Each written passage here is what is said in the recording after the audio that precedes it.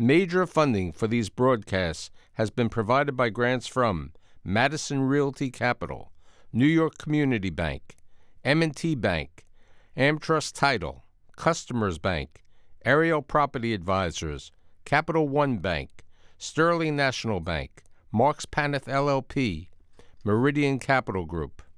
Additional funding has been provided by grants from Amerant Bank, AVR Realty Company, Bank of America Merrill Lynch, Briarwood Organization, B6 Real Estate Advisors, CBRE, Chase Commercial Term Lending, Chase Mortgage Lending, Citizens Bank, Collins Building Services, CPEX Real Estate Services, Douglaston Development, Levine Builders, Flushing Bank, Friedman LLP, Handro Properties Handler Real Estate Organization, Hodges Ward Elliott INC, Investors Bank, James D. Kuhn Real Estate Institute at Syracuse University, John Catsimatidis Red Apple Group, Kilroy Architectural Windows, Matone Group, Newmark Knight Frank, Optimum Window Manufacturing Corp., People's United Bank, Rockefeller Group, Rosewood Realty Group, RPW Group, SJP Properties, Stonehenge NYC, TD Bank, Terra CRG, the Merengor Family Foundation, and these friends.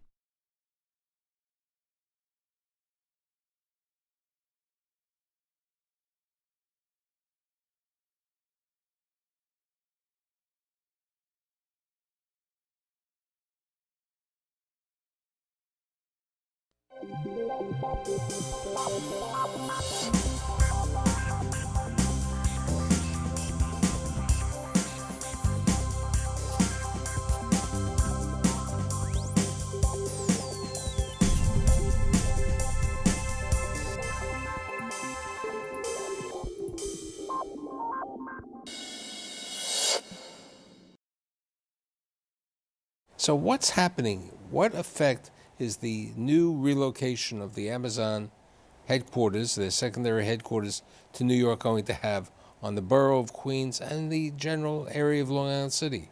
I've assembled a group of business leaders to provide their insight on this topic today.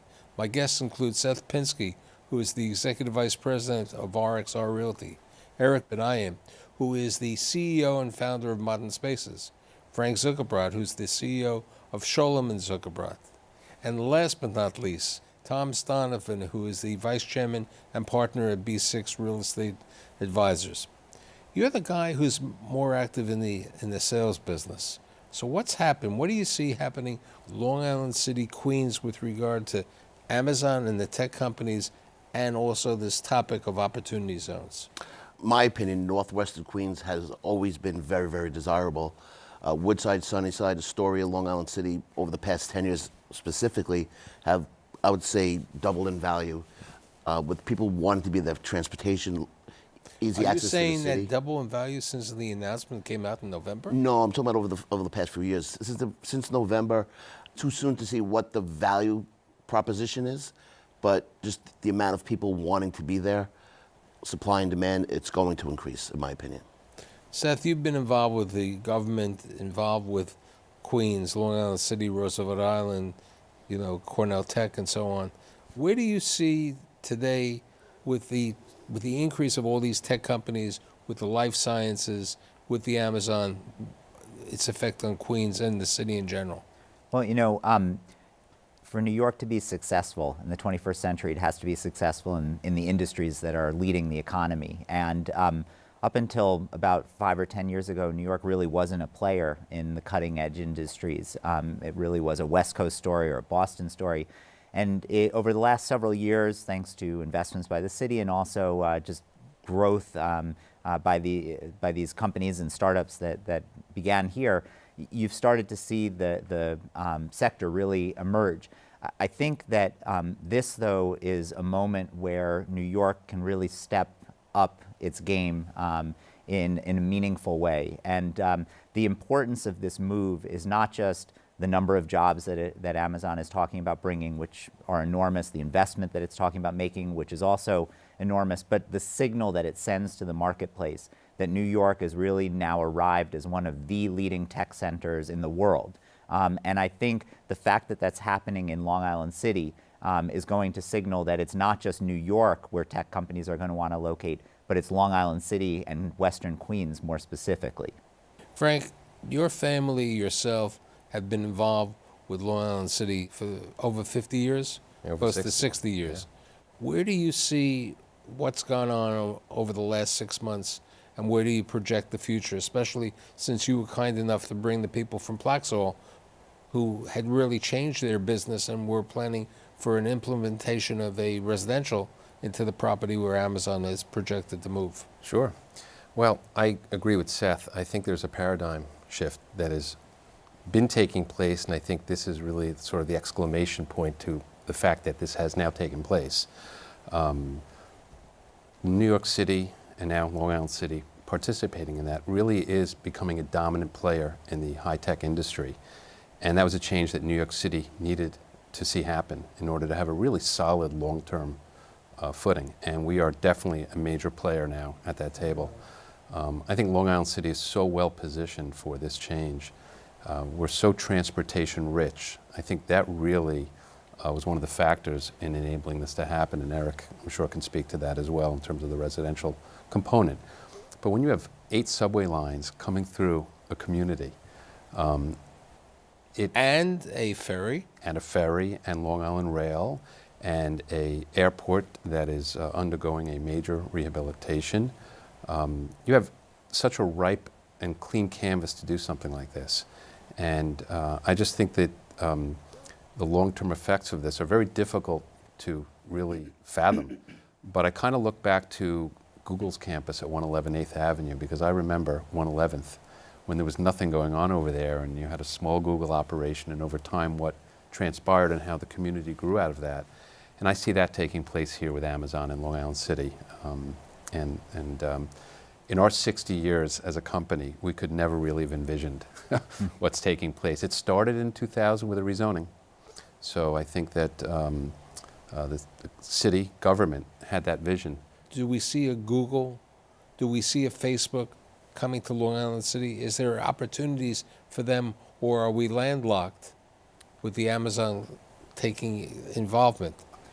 I don't see a need for one of those companies to rush out to Long Island City right now. I think they've got their campuses. I think they've got their New York City growth plans. In fact, all of those companies and Apple have announced in the recent weeks about their expansion plans for New York City. But I would think it would be prudent for them perhaps to wait and see a little bit about how the Amazon piece plays out. But I think a lot of other companies, and I think a lot of younger companies, a lot of growth companies may follow suit. And I think that's what's probably the most exciting. Do you see, we may have an Amazon version starting today that 10 years from now will be enormous. Like an incubator. Over the last couple of years, a number of properties in Long Island City have been, the industrial properties have been converted to office space. I mean, you bought a property, and have you converted it to office space? It's been converted, yes. What has happened over the last 6 months, the conversion of office space, of industrial to office space, has been difficult for people to lease, right? It's true. So we have struggled with a little bit of a rush ahead of the curve, and that office market might have gotten a little bit out in front of its skis, ahead of itself. So we've been struggling with a vacancy factor. But I think the vision here was really working off of that subway infrastructure and the number 7 line, and I think the connectivity to Midtown Manhattan and also to Hudson Yards was a big factor in why there was a little bit of an overrush to the supply of conversion real estate. But I think that that product will come to play here in a very meaningful way as Amazon grows. And by the way, we're going to talk about life sciences as well. Let's talk about life sciences. Seth, you've been involved with life sciences since the government administration. Yeah, I mean, it's one of these economic segments where New York had all of the characteristics that one would expect to find in a city that is an enormous success in life sciences, but for one reason or another, we historically hit below our weight. We have these great academic medical centers, we have got an entrepreneurial population, but you know, over the last 15 years or so, again, both the private sector and the public sector have been making some very important investments. The Alexandria Center around NYU. Those were in Manhattan. Now they're going to Queens. And what's been happening is that these businesses and developers are looking for locations that are convenient to the academic medical centers, but where the land costs are cheaper, and you're not competing against high-priced condominiums or high-priced office space. And Long Island City is a logical place for them to go, especially with the ferry service that connects directly to 34th Street and NYU Hospital. And so what we're seeing now is a number of life science players, national life science players, players from Boston, Alexandria itself, coming into Long Island City, making significant investments. And I think that the model that we should be thinking about with Long Island City is Kendall Square in Boston. And if you look back 30, 40 years at Kendall Square, it was a low-rise industrial neighborhood directly across from prime Boston, located surrounding MIT. And thanks to government policies, first the technology companies and then the life science companies came into Kendall Square and completely transformed it. And I think with Cornell Tech and the Technion on Roosevelt Island, paired with Amazon when it arrives, you're going to start to see that critical mass. And I think that there's going to be a transformation of Long Island City in a very positive way for the economy of the entire region. So here's the question. How did the Moroccan kid get to Long Island City? And he lives in Long Island City. So he works, lives, and operates in Long Island City. How do you end up there? I'm a Queens boy, so I grew up in Jamaica Estates. So growing up in Queens, as you probably know, everyone's always talked about Long Island City. And I've been in the business for 18 years now. My father actually used to operate the gas station on Van Dam in the 70s. So I've always known about Long Island City. And then in 2005, a building called Aris Lofts was about to open up. I started focusing my investor clients to that building. I sold 18 apartments in one day, and I was like, the hell with Manhattan. I'm going to focus over here. There was no real residential brokers in Long Island City at the time, and I started to make, I guess, a mark as a residential agent back in 05. So what's happening over the last 2 or 3 months since the announcement of Amazon to Long Island City? So on the residential front, That's what I call you. You're the residential maven for us. Thank you. On the residential front, this year, the beginning of the year, it started off really slow, to be perfectly honest. We were starting to negotiate on a lot of our projects, concessions. We were probably selling an average of 5 to 8 units a week in Long Island City.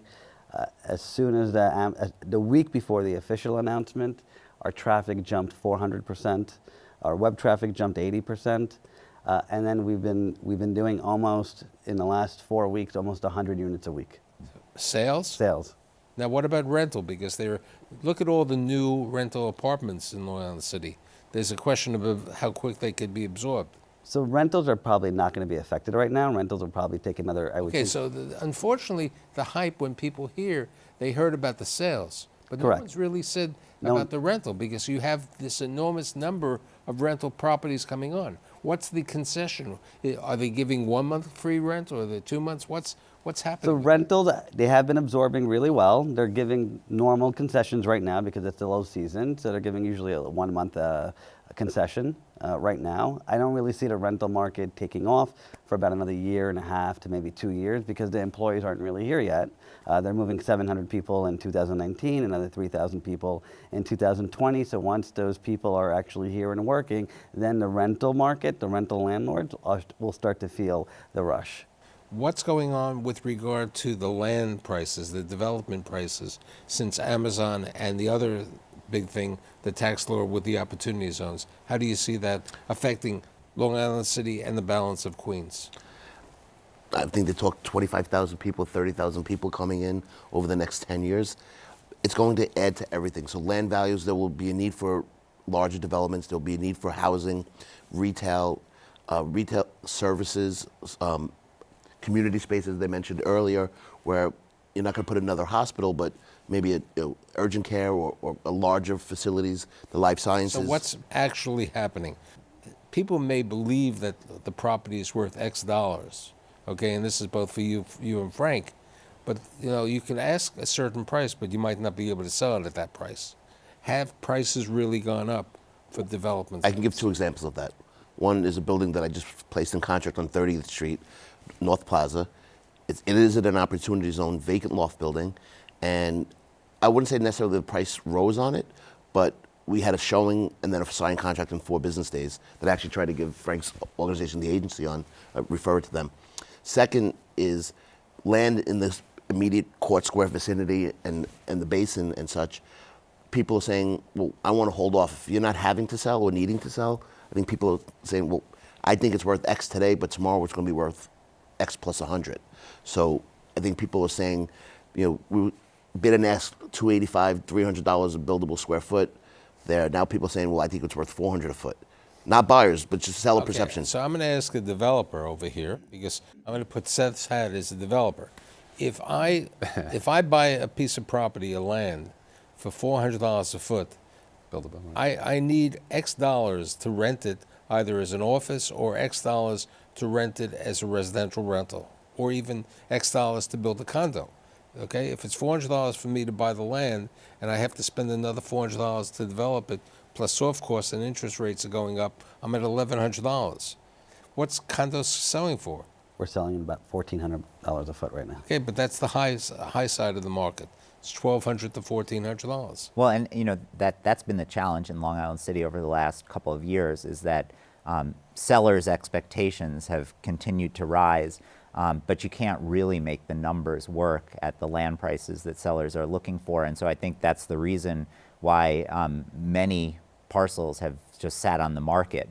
I don't think this helps that, except for the fact that now maybe people will be a little more aggressive in underwriting what it will look like on the other side in terms of the rents that they can get, believing that Amazon is going to act as a magnet and is going to bring higher paying tenants. But my guess is that there's going to be a period of price discovery where sellers are going to continue to be unrealistic. Eventually, somebody will do a transaction and that'll set the market, and then you'll probably see a lot more transactions happen. Okay, what about Elmhurst, Regal Park, Jamaica, the other parts of Queens? Where do you see that going? Well, Queens typically has always had the lowest vacancy rate of all the boroughs anyway. So it's been a sleeping bedroom community. I think, again, people are going to need a place to live. Are they going to choose Manhattan to come back through the reverse commute like I do?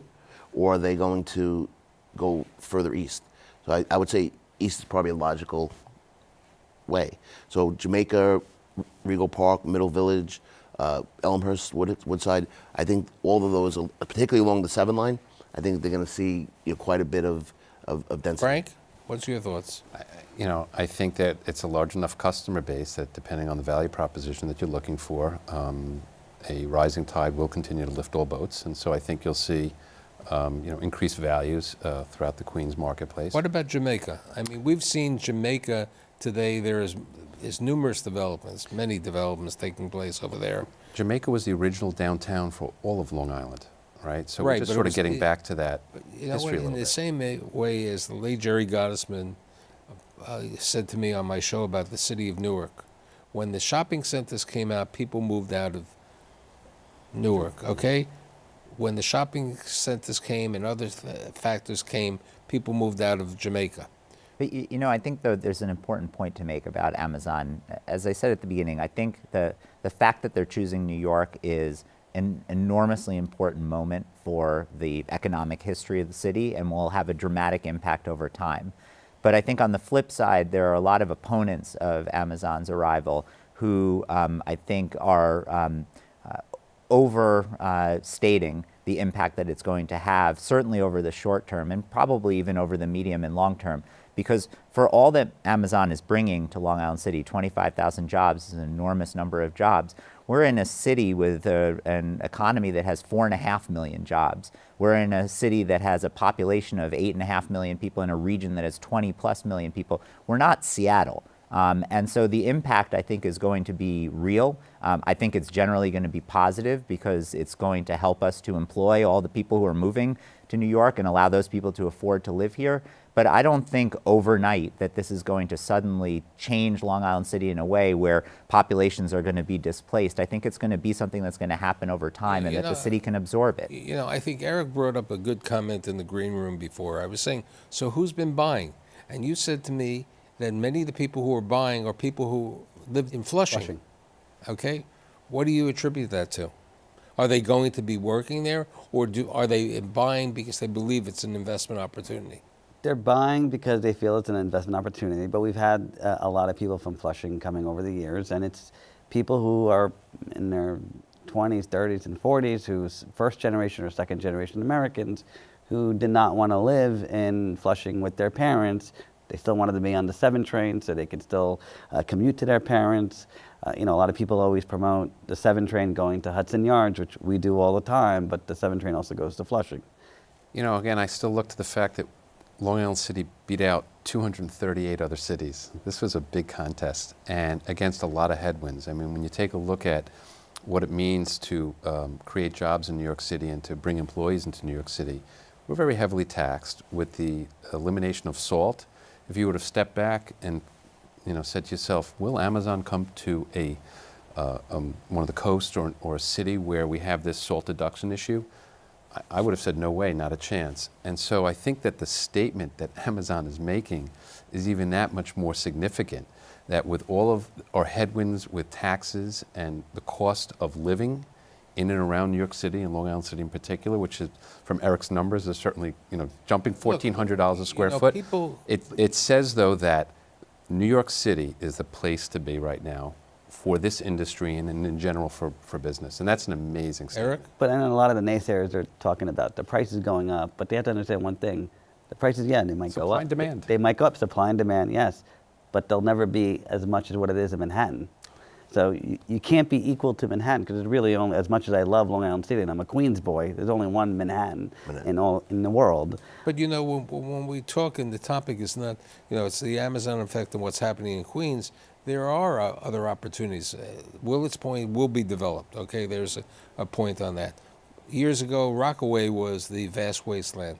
They've redeveloped a good portion of Rockaway, and today there's additional redevelopment taking place over there. Take about the neighborhood where you grew up. There's still opportunities in where you are.